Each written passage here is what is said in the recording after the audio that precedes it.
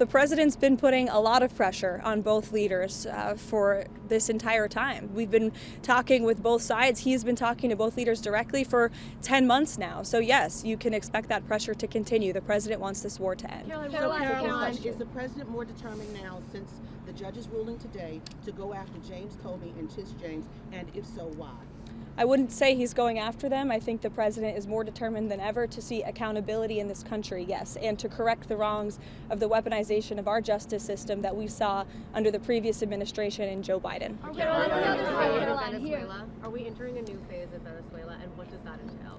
Well, as the president is so good at, I'll try to be just as good. I'm not going to broadcast any actions that may or may not be happening with respect to Venezuela. I know I've been very clear about the administration's position, as has the president and his national security team. We view the Maduro regime as being illegitimate, and the president has been very satisfied with the successful strikes against narco-terrorists and foreign terrorists that are illegally trafficking drugs towards the United States of America. He's not going to tolerate that, and you can expect to see those strikes continue. What was President Trump's reaction to those indictments against Comey and James being thrown out? His reaction was, we've seen this before. We've seen partisan judges take unprecedented steps to try to intervene in accountability before, but we're not going to give up. And I know that the Department of Justice intends to appeal these rulings very soon, if they haven't already. I may have missed it. Caroline, one question on Venezuela. Is there any planned meeting for this week on Venezuela? And another one, a clarification on this weekend, because the president was asked about the former Brazilian president being arrested, and he mentioned that he spoke with this gentleman. Did he speak with Bolsonaro the day before he was arrested? Not to my knowledge. I don't know if that call took place or not. It may have. I can get you a firm answer on that, Raquel. I know it's of great importance to you for your reporting.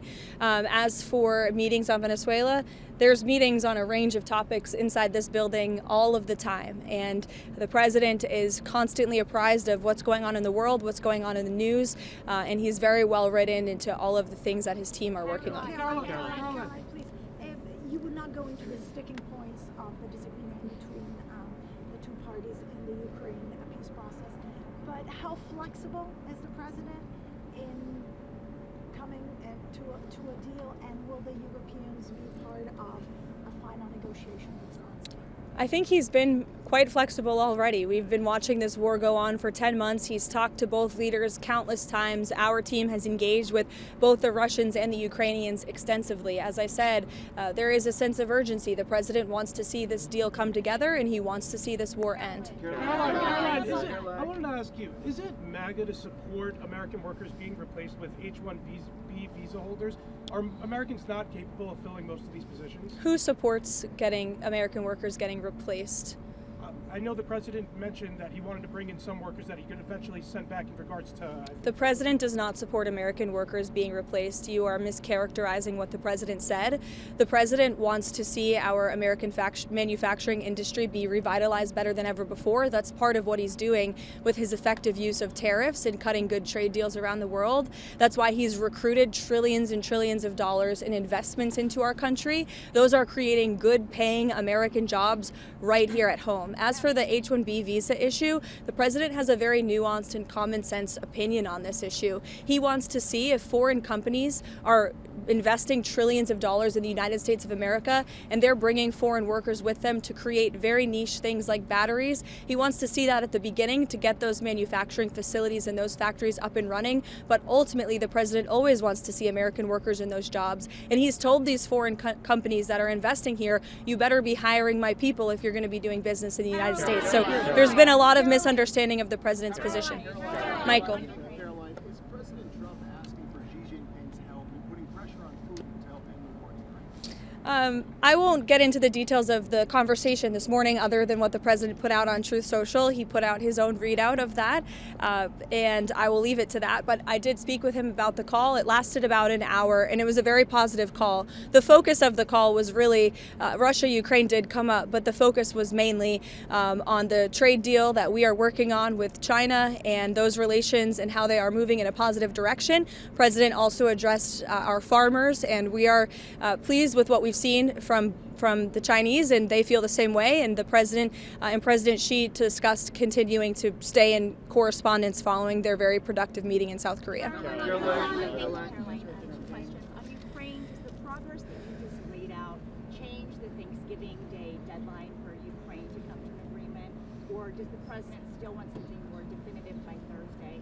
And then on the Comey and James case, does the president still have confidence in Lindsay Elliott? Absolutely, he does, to your second question. As for your first question, with respect to the deadline, the president wants to see this deal come together as quickly as possible, and he trusts that his team is doing everything they can to get it over the finish line. Does the president support Israel's elimination of Hezbollah chief of staff Ali Dabda yesterday, and is he in favor of Israel blocking Hezbollah from growing again? I haven't spoken to the president about that strike specifically, but of course the president supports Israel's right to defend itself and to take out any terrorist threats in the region. Jake? Caroline, if the president does announce a proposal to cut healthcare costs, will that include the extension of the welfare subsidy? I know there's been a lot of reporting on this from yourself as well, Jake, over the last few days. I will tell you that healthcare is a topic of discussion that's happening very frequently and robustly inside the West Wing right now. The president's very much involved in these talks, and he's very focused on unveiling a healthcare proposal that will fix the system and will bring down costs for consumers. As for the details of those discussions, I'll let the president speak for himself. As you all know, sometimes you report things and then President Trump comes out with an announcement, and those things are not always true from what you hear from sources inside the building. So I'll let the president speak for himself. Sure, go ahead, Kara. President Trump said he still believes he's a fascist and a despot after they had such a great meeting. Any comment from the White House on that? I think talk is cheap, and I think that the president is going to judge Mamdani by his actions that he takes to New York. The meeting was positive, as you heard from the president last week, and I think the fact that the president is willing to meet with somebody who said those types of things about him shows that he really is interested in being a president for all Americans, regardless of where they live or who their leader is. He wants what's best for New York. He loves New York City. He helped build the skyline. He spent his whole life there. And so he really wants to see New York do well. And so that's how that meeting played last week. Caroline. John. Thanks a lot, Caroline. There are a few Republican senators who are critical of the 28-point police plan, including Senator Rounds, Senator Graham, Senator McConnell. What do you say to those senators who say that this is giving too much away to Russia? And has Russia made any concessions as it relates to a possible peace deal concerning ending the war in Ukraine? I would point any critics to the words of the Ukrainians yesterday, in which they said that they feel very positive about this plan. They've been very involved. They have had direct input on the language of this plan, and that we are in direct communication and correspondence with them.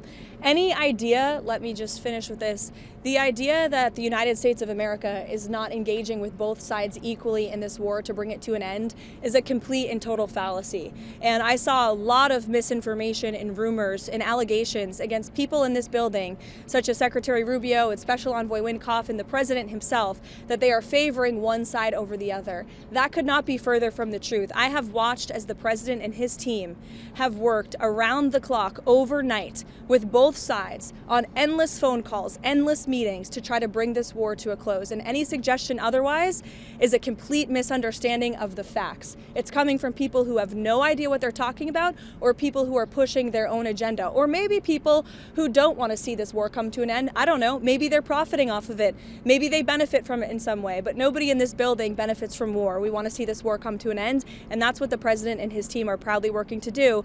And I think the critics should just take a step back and think about what happened with Israel and Gaza. There were a lot of doubters, and we got the hostages out, and this president secured a peace deal that still exists and is ongoing today. So everyone should just respect the work this administration is doing and watch the process unfold. Thank you. Can we cancel our Thanksgiving plan, Caroline, over Ukraine?